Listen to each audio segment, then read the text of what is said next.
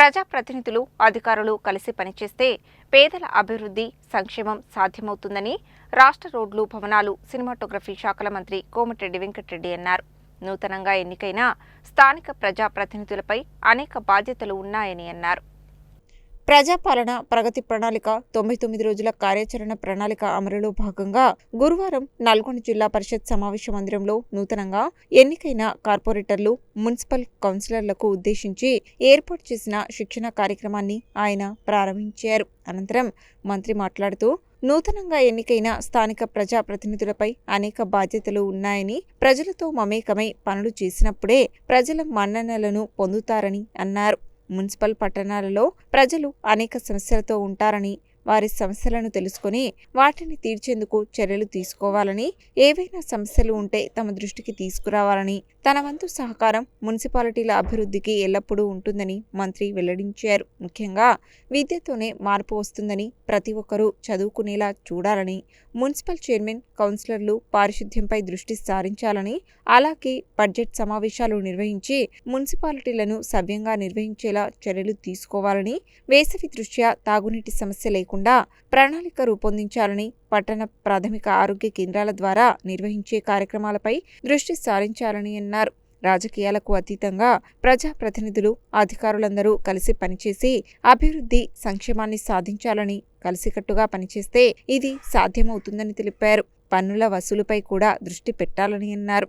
అభివృద్ధితో పాటు రోడ్డు భద్రత, యువత మత్తు పదార్థాల బారిన పడకుండా ఉండడం తదితర సామాజిక అంశాలపై కూడా దృష్టి సాధించాలని తెలిపారు. 10,400 కోట్ల రూపాయలతో చేపట్టనున్న హైదరాబాద్ విజయవాడ జాతీయ రహదారి విస్తరణ పనులకు టెండర్లు పిలవడం జరిగిందని, 320 కోట్ల రూపాయలతో నల్గొండ నుండి ధర్వేశీపురం వరకు రహదారి విస్తరణకు టెండర్లు పిలిచామని, మాల్ హైదరాబాద్ లైన్ విస్తరణ పనులు కూడా చేపట్టనున్నట్లు మంత్రి వెల్లడించారు.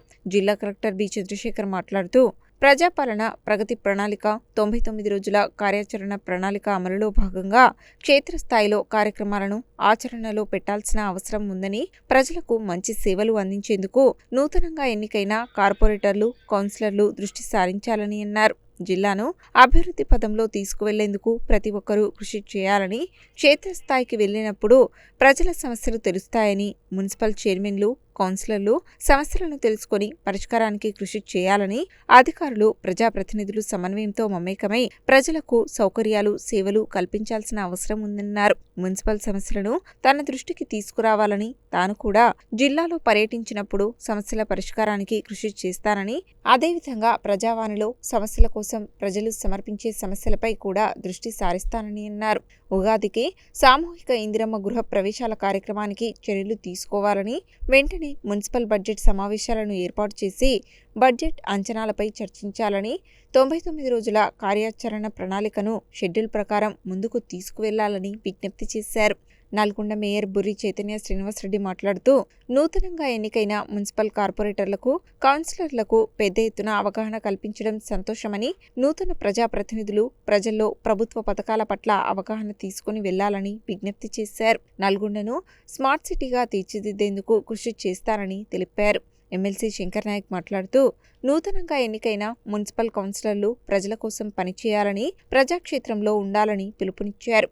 నగరేకల్ శాసనసభ్యులు వేముల వీరేశం మాట్లాడుతూ ప్రజాప్రతినిధులు ప్రభుత్వ పథకాలను తెలుసుకుని అవగాహన పొందినప్పుడే క్షేత్రస్థాయిలో ప్రజలకు మంచి చేయగలుగుతారని, ఈ కార్యక్రమాన్ని సద్వినియోగం చేసుకోవాలని ఆయన కోరారు. ఈ సందర్భంగా ఆయా శాఖల అధికారులు వారి శాఖల ద్వారా అమలు చేసే పలు ప్రభుత్వ పథకాలపై పవర్ పాయింట్ ప్రజెంటేషన్ ద్వారా, వీడియోల ద్వారా మున్సిపల్ కౌన్సిలర్లు, కార్పొరేటర్లకు అవగాహన కల్పించారు. పలువురు కౌన్సిలర్లు, కార్పొరేటర్లు మాట్లాడుతూ నూతనంగా ఎన్నికైన తమకు ప్రజాపాలన ప్రగతి ప్రణాళిక కార్యక్రమం సందర్భంగా 99 రోజుల కార్యాచరణ ప్రణాళికతో పాటు ప్రభుత్వ పథకాలపై అవగాహన కల్పించడం సంతోషంగా ఉందని, ఇది తమకు ఎంతగానో ఉపయోగపడుతుందని అన్నారు. మిర్యాలగూడ శాసనసభ్యులు బత్తుల లక్ష్మారెడ్డి, అదనపు కలెక్టర్ జె శ్రీనివాస్, స్థానిక సంస్థల ఇన్ఛార్జ్ అదనపు collector Nalgonda RDO Vaishwak Reddy, Miryalaguda sub collector Narayana Amit, market committee chairman Jupuri Ramesh, Chanduru RDO Sridevi, జిల్లా అధికారులు, మున్సిపల్ కమిషనర్లు తదితరులు ఈ శిక్షణా కార్యక్రమానికి హాజరయ్యారు. ప్రజలతో మంచి పేరు తెచ్చుకోవాలని మొదటిసారి గెలవడం ఇది, కానీ రెండోసారి గెలిచేసరికి గెలిచి నాకేం చేసినావు వాయనట్టు ఇట్లా స్టార్ట్ అవుతున్నది. ఆ కార్యక్రమం చేసినవా, మా వార్డ్ డెవలప్మెంట్ చేసినవా, నా సొంత పని చేసినవా ఇవన్నీ అంటారు. కానీ అన్నింటికంటే ఎక్కువ మన మంచితనం, పెద్దల పట్ల చూపే మర్యాద, మీ వార్డులో పెద్దవాళ్ళు ఉంటే వారికి పొద్దున్నే నమస్తే పెట్టడం, చిన్నవాళ్ళు ఉంటే బాగున్నావా అని అడగడం, మీరు వరుస పెట్టి మన రిలేషన్షిప్ పెట్టుకున్నారంటే ఒక ఫ్యామిలీ మెంబర్ లాగా మీ వార్డు కానీ, మీ మున్సిపాలిటీ కానీ, మీ కాన్స్టిట్యూన్సీ కానీ ఆ విధంగా ప్రజలతో సన్నిహిత సంబంధాలే మనల్ని గెలిపిస్తాయి. మనకు అభివృద్ధి పనులు చేయగానే గెలుస్తామనేది మాట తప్పదు. మన ప్రవర్తన మనం ఏ విధంగా ముందుకు పోతున్నాం అనేది చూసి దాంతో ప్రజలు లైక్ చేస్తారు. అభివృద్ధి అనేది సంక్షేమం, అభివృద్ధి ఇవన్నీ కూడా ప్రభుత్వం చేసే కార్యక్రమాలు. ఏ రోడ్ వేసినా, ఏ సంక్షేమ కార్యక్రమాలు చేసినా అది ప్రభుత్వం ప్రజలు కట్టిన పనులతోనే మళ్ళీ తీసి ప్రజలకు ఏ అవసరాలు ముఖ్యమో ఆ అవసరాలను తీర్చే బాధ్యత ప్రభుత్వం. మేము క్యాబినెట్లో కూర్చొని మినిస్టర్స్గా, ముఖ్యమంత్రి గారు, మేము అసెంబ్లీలో ఎమ్మెల్యేలు కూర్చొని మనం రైతు భరోసా ఇవ్వాలన్నా, పెన్షన్ ఇవ్వాలన్నా, ఇంకా ఏ కార్యక్రమం ఇవ్వాలని ఆలోచన చేస్తాం. కానీ స్థానికంగా ఉండే ప్రజాప్రతినిధులు మాత్రం చాలా బాధ్యతలు ఎక్కువ ఉంటాయి. ఒక విధంగా చెప్పాలంటే మన ఎమ్మెల్యే కంటే ఎక్కువ బాధ్యతలు మీ మీదనే ఉంటుంది. ఎందుకంటే ఆ వార్డులో ఎక్కడ ఏ పేదవాడు ఏం జరిగినా ఫస్ట్ వచ్చే ఆ సర్పంచ్ ఇంటికో, ఆ వార్డు కౌన్సిలర్ ఇంటికో పోతాడు, ఆ తర్వాత చైర్మన్ ఇంటికి పోతాడు. అప్పుడు మీరు స్పందించి అతనికి చేతులైన మంచి మాట చెప్పి ఆపదలో ఉంటే ఆదుకొని, చదువుకోవాలంటే స్కూల్లో జాయిన్ చేయించి, ఆరోగ్యం బాగాలేని తీసుకుపోయి హాస్పిటల్లో జాయిన్ చేపిస్తే నేను ఎప్పుడు జీవితాంతం కూడా మర్చిపోరు వాళ్ళు. ఫస్ట్ ఆఫ్ ఆల్ అందరూ కూడా మీ అందరూ కూడా నేను శుభాకాంక్షలు తెలియజేస్తున్నాను.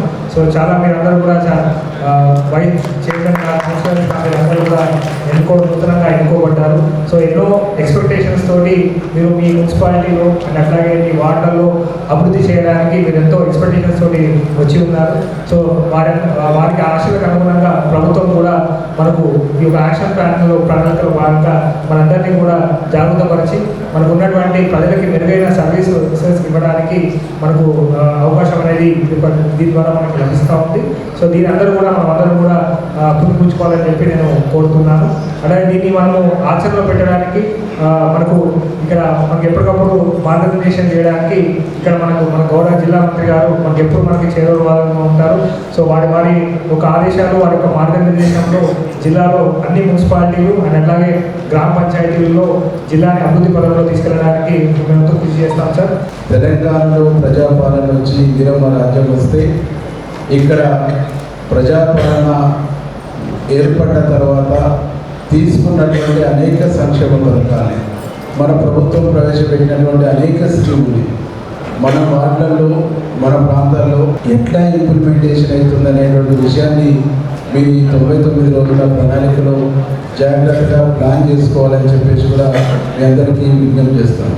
ఈరోజు చాలా స్పష్టంగా చెప్పారు, ఒక్కొక్క డిపార్ట్మెంటు ఎన్ని రోజులు ప్రోగ్రామ్ ఇచ్చిందో ఆ ప్రోగ్రాంలో మీరు ఇన్వాల్వ్ అయ్యి ఆ ప్రోగ్రామ్ మీ వార్డుకు ఆ డిపార్ట్మెంట్ ద్వారా ఏమి కార్యక్రమాలు అయినాయి, ఇంకేం అవసరాలు ఉన్నాయని చెప్పేసి మీరు పాయింట్అవుట్ చేసుకోవడానికి అవకాశం ఉంటుంది. ఇంత గొప్ప అవకాశం ప్రజాప్రతినిధులుగా మనకు రావడం అనేటువంటిది అదృష్టంగా భావించాలి. కాపాడడం, చెట్లను పెంచడము, ఇలాంటి వాటి కోసం మనం అవేర్నెస్ తీసుకురావడం జరుగుతుంది. మనం డివిజన్ల వారీగా ఏర్పాటు చేసుకొని అట్లాగే వివిధ శాఖల నుంచి కూడా డేట్స్ కేటాయించారు. వారు కూడా ప్రతి ఒక్కరికి డివిజన్ల వారీగా అవగాహన నేర్పించడం జరుగుతుంది. వారికి మనం సహకరించాలి. ఈ ప్రతి శాఖ నుంచి కూడా పోలీస్ డిపార్ట్మెంట్ నుంచి, విద్య నుంచి, వైద్యం నుంచి, అన్ని శాఖల నుంచి కూడా మనకు అవేర్నెస్ తీసుకురావడం కోసం ప్రజలకి మనం నేర్పించగలుగుతాము. వారికి సహకరించి మనం చెత్తరహిత మున్సిపాలిటీ గాను, చెత్తరహిత కార్పొరేషన్ గాను, మన కార్పొరేషన్ని కూడా మన మంత్రి గారి సహాయ సహకారాలతో అత్యధిక నిధులు తీసుకొచ్చి కార్పొరేషన్ని స్మార్ట్ సిటీగా, మోడల్ సిటీగా అభివృద్ధి చేసుకోవాలని కోరుకుంటూ మంత్రి గారికి ప్రత్యేక ధన్యవాదాలు. నాకు ఈ అవకాశం ఇచ్చినందుకు ప్రత్యేక ధన్యవాదాలు తెలియజేస్తున్నాను.